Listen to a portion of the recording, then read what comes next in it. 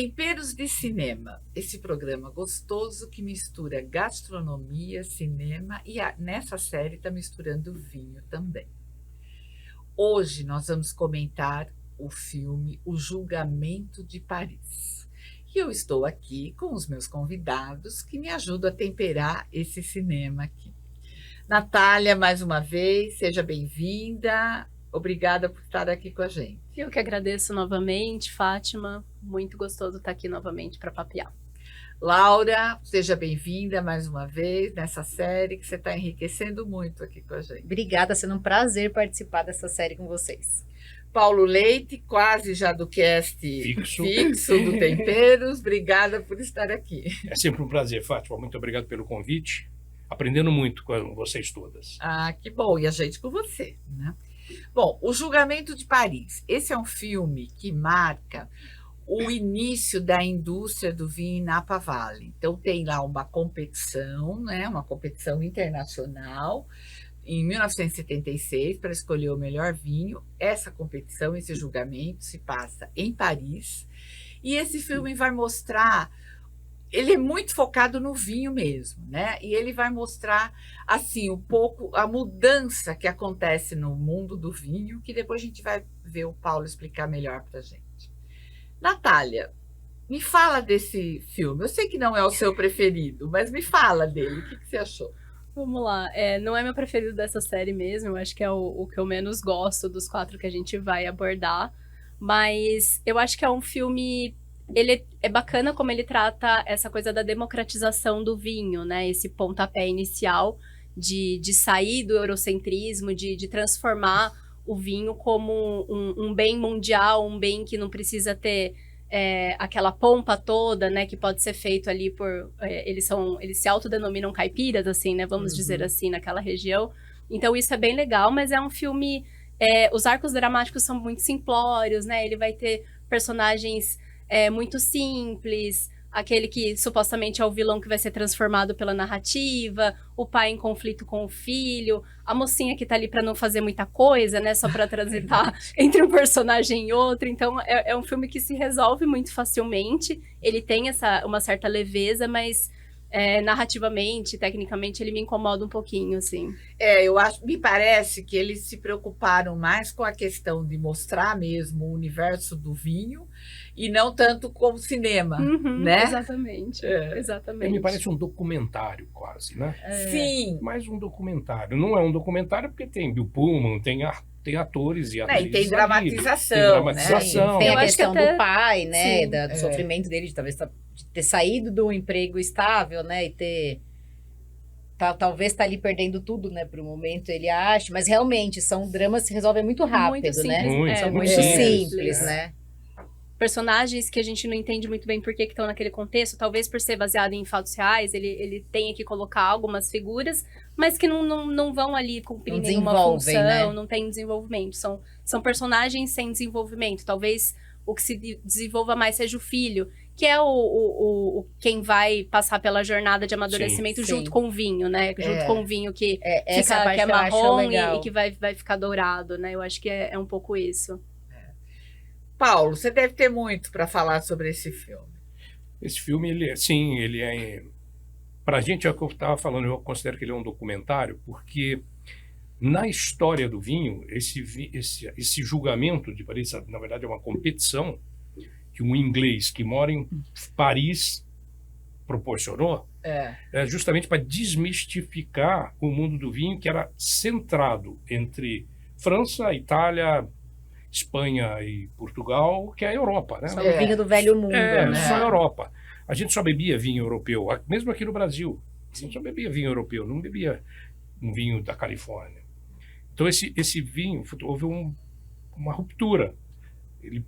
O fato, spoiler, de 2 vinhos da Califórnia ganharem um concurso em Paris em 1976 causou uma ruptura. Dali em diante, o vinho do mundo, e ele diz isso uma certa hora no filme, ele né? fala, a próxima competição eu quero, inclusive, América do Sul. América do Sul, África do Sul, Nova Zelândia, né? Austrália. São vinhos que hoje a gente vê. Hoje a gente bebe e considera bons, como aquele.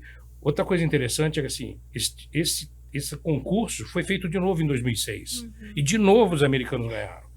Então, assim, é para deixar claro que não são só os franceses que fazem vinhos bons, fazem vinhos espetaculares, mas os americanos também fazem, os brasileiros também podem fazer, os neozelandeses, os australianos, os sul-africanos, né? Todo o mundo, como ele diz, China agora está fazendo bons vinhos. Dizem, eu nunca bebi, mas dizem. Então, assim, eu acho que esse foi uma grande ruptura que houve no mundo do vinho. Por isso que eu considero que ele é um documentário. E os dramas, você está toda a razão, né? Dramas bobos, né? O drama maior ali realmente era dos viticultores, né? Pelo fato deles não conseguirem nem no próprio Estados Unidos venderem, assim, os vinhos deles vendiam ali na região deles. A degustação nem é paga, né? Nem Quando era a pessoa quer pagar a exatamente. Ele ficou degustação. chocado, Achar né? estranho como é que o Ele cara ficou paga a minha chocado. degustação. Então, assim, isso para mim é o grande tchan do filme. É mostrar que realmente haviam outros lugares no mundo que estavam fazendo vinhos e eventualmente vão fazer vinhos bons. Exatamente. O que você achou, Laura? Eu sou a minoria. É o meu filme favorito dos 4, mas concordo plenamente, não existe um desenvolvimento, mas um aprofundamento dos personagens. Mas acho que como jornalista eu amo filmes baseados em fatos reais. Qualquer filme ou série que eu tô assistindo, se tem algum fato, mesmo que seja uma ficção, se tem algum fato ali mais histórico, na hora eu já paro para pesquisar, então eu gosto muito disso. Eu amo me aprofundar um pouco mais na história.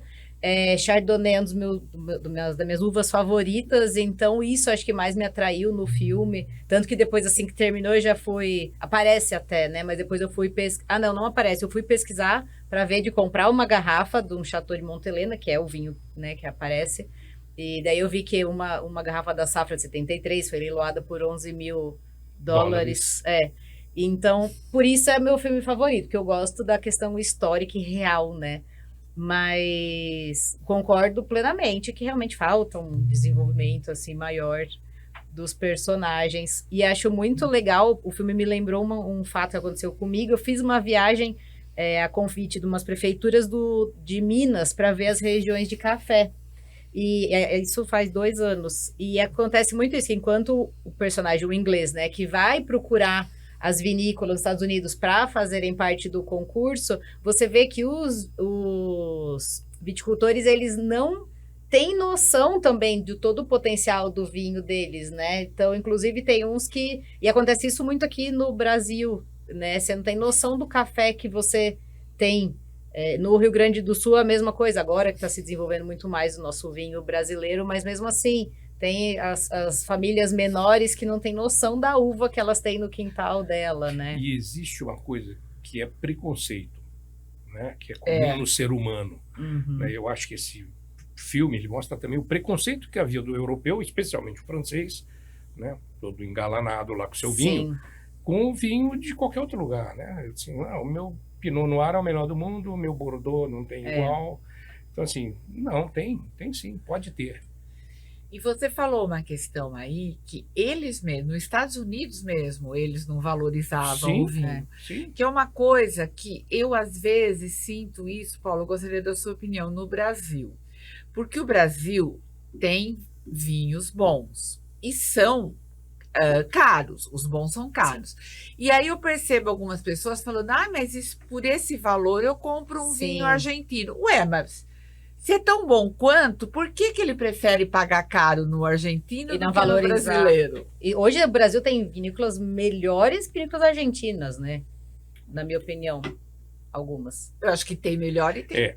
Não, lógico. Assim, nós somos um bebê, né? Vinhos bons sim, mas é como eu falei, preconceito. É preconceito. Tá? Preconceito. Eu acho que a gente... Antes de ter vinhos bons, especialmente tintos, tá? Vinho branco a gente sempre teve vinho bom. A gente tem bons espumantes, excelentes espumantes e bons vinhos brancos, e até excelentes alguns. Essa é a nossa especialidade, né? Lá do Rio Grande do Sul. Mas tinto a gente tinha pouco vinho branco, vinho tinto bom. Normalmente era o quê? Merlot. Entendeu? O nosso Merlot é famoso porque ele é realmente bom. No Rio Grande do Sul ele se deu muito bem e tem um Merlot muito bom. Tem um premiado, né, Tem. da Pizarro. Agora, a Cabernet Franc tá crescendo muito. Cabernet no Franc Rio também Grande do Sul. sempre se deu bem. Os primeiros vinhos brasileiros tinha até Cabernet Franc. Uhum. Tinha um tal de Forestier, que eu acho que eu já bebi, Forestier. que era um Cabernet Franc muito bom. Pra gente que era amador na época em beber vinho. Então, assim, existe um preconceito grande contra os nossos próprios vinhos. Existe um problema sério, que o nosso vinho é caro, sim. Sim, Os vinhos brasileiros são muito sobretaxados. Uhum. Os vinhos dos outros países, normalmente, não são sobretaxados. Eles são tratados como alimentos.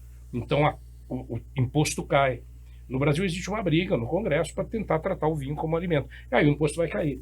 Porque o imposto é muito alto do vinho no Brasil. A gente que traz vinho do Rio Grande do Sul tem o imposto do vinho e o imposto interestadual. Então, aumenta muito o imposto. Mas também existe o preconceito, porque tem em São Paulo boas vinícolas que produzem até bons vinhos e são caros. Sim. Existem também empresários que acham que pode fazer vinho caro, né? É. Empresário rico e que acha que o vinho tem que ser caro, porque Tem que ele ser pode caro comprar para parecer bom. para parecer bom.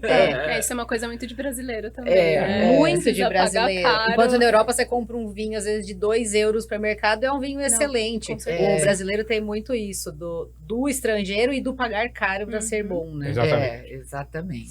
Falou bem. 2 euros você não acha mais, mas por 5 euros você acha. Houve inflação lá também. Sim. Mas você acha, assim, 3, 4 euros você acha. Isso é muito barato, se a gente Muito for barato. pensar. Sim. muito Mesmo barato. com a Sim. cotação atual, que está bem desfavorável para a gente. Exatamente.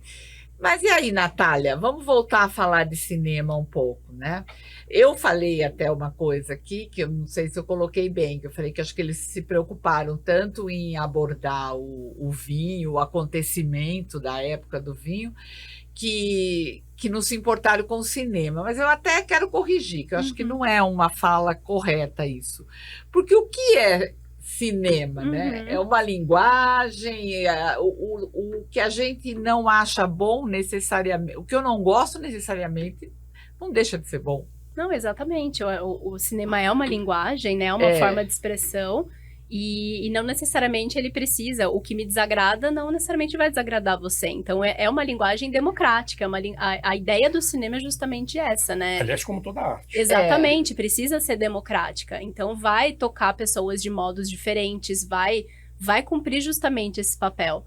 E não acho, até você trouxe a questão do filme ser mais documental, eu acho até que se ele fosse menos dramático, talvez fosse um pouquinho melhor, na verdade. Concordo Porque absolutamente. ele traz ele pincela muitas coisas e ele não se aprofunda em nenhuma delas. Inclusive, tem até uma questão social, que, por exemplo, essa diferença e essa é a beleza do cinema. Cada um vai trazer uma visão diferente, vai se apegar em algo diferente no filme. Eu acho que ele traz uma coisa do preconceito racial com o mexicano ali, Sim. só que ele dá uma mera pincelada ali. E no fim das contas, me incomoda a resolução do romance a favor do filho. Do americano Sim. E loiro. não faz sentido. Aquilo é claramente para agradar um estúdio, para uma decisão Sim, tomada ali por alguma estratégia, porque não faz sentido ali. É por isso que eu digo que a mocinha, a personagem inserida ali, ela era muito vazia, assim. Ela isso é muito triste. vazia. Não dá nem pra entender o estágio Não. que ela faz, porque Não. só aparece um momento ela lavando um tonel, assim, né? Num... Que é uma cena totalmente objetificadora, né? Totalmente, né? Porque ela tá lá se molhando e os homens... E os homens olhando. Exatamente, assistindo. observando. Só Ela realmente assistindo. ela tem um papel muito vazio Sim, ali. sim. Concordo. E eu concordo com você que não devia ter ficado com o personagem lá do filho, não. Não faz sentido, Não faz né? sentido. Não faz sentido. A gente nem Até vê a conexão dela com o Gustavo lá é muito maior, né? Quando Sim. eles sentam, ela para conversar sobre o vinho dele, né? Ela valoriza essa questão dele ter ido atrás, ela gosta muito do vinho dele, ele ajuda muito ela, eles têm muito mais uma conexão, mas ela fica com o americano loiro, que infelizmente acontece muito no cinema hollywoodiano. uma É. decisão É. estratégica ali. E é um Principalmente personagem... porque esse filme é antigo, né? Então, Sim. hoje Sim. talvez nem tivesse isso. Até eu acho que ele cai no mesmo dilema do Bom Ano, que é a mesma época de cinema, e eu acho que é uma fase de transição entre se abordar, assim, objetificar corpos e tratar de algumas coisas de um modo permissivo e passar para um cinema que vai questionar, que vai ser mais crítico nesse tom. Eu acho que é bem uma fase de transição ali. Anos 2000 para 2010 foi uma fase importante para esses olhares diferenciados. De que ano que ele é que eu esqueci? 2008. 2008. E um bom ano eu acho que é 2003, eu acho que é alguma coisa assim. Mais ou menos na mesma época. Laura, e aí, o que a gente descobriu de temperos aí? O que você descobriu de temperos? Olha, eu já tinha pensado na minha receita, só que agora que a Natália falou, eu pensei nisso porque me gerou o mesmo incômodo que o dela. Califórnia colado com o México, né? A maioria dos trabalhadores ali das vinícolas, né, são mexicanos e talvez tenha me incomodado essa questão, essa abordagem. E eu também achei muito interessante que no momento do filme, quando ele está indo nas vinícolas, né, não conhecidas ainda, servem um guacamole para ele. E ele toma com um vinho tinto. A gente até discutiu que talvez um vinho branco caísse melhor, mas daí essa parte eu vou deixar para o Paulo. Mas eu pensei nisso, no guacamole, para valorizar essa cultura mexicana, né? Guacamole é uma pasta feita à base de avocado, abacate, para quem não conhece, que a gente pode comer ou com chips ali, né, de milho, uma tortilha, ou até numa salada, fica muito gostoso. Então, essa receita que eu pensei para a gente valorizar esse lado do mexicano e porque eu achei uma harmonização bem diferente. Fala aí da harmonização, Paulo. É bem diferente mesmo, mas eu acho, de novo, o vinho tinto que ele está bebendo não dá para saber qual mas eu acho que um vinho tinto um pouco mais leve, um Pinot, talvez vá bem. Mas aí, se você quiser pegar um Chardonnay californiano, vai muito bem. O Chardonnay californiano tem uma coisa que eles até citam no filme, que é um amanteigado. E aquilo ali provavelmente... muito leve, exatamente. Né? Então, aquilo ali vai harmonizar muito bem com o guacamole. E vou voltar para o espumante, porque eu acho que o espumante é coringa para qualquer harmonização. Vai fazer feijoada? Espumante. Vai fazer guacamole? Espumante. Também vai harmonizar muito bem. Mas eu acho que, como estamos falando de Califórnia, vamos falar de o Chardonnay californiano, vai harmonizar legal. Um vinho tinto mais leve, um Pinot Noir, eu acho que vai bem. Não dá para pôr um europeu aí, um francês, já que o julgamento é em Paris. Então, o francês, bom, Pinot Noir, né? O Pinot francês Noir, é top. Mas aí um francês teria que ser algo mais leve, um Chateauneuf, talvez. Um vinho que Chablis.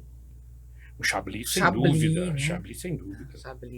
Chablis é muito parecido com o americano. Leve, né? Chardonnay é a mesma uva, só que o americano tem um pouco mais de madeira. É uma coisa que eu não gosto no americano. Sim. Lembrando, você que está acompanhando, não precisa se preocupar, que a Laura vai deixar a receita passo a passo desse guacamole, que aliás, eu adoro. Esse horário aqui eu comeria também. Muito, né?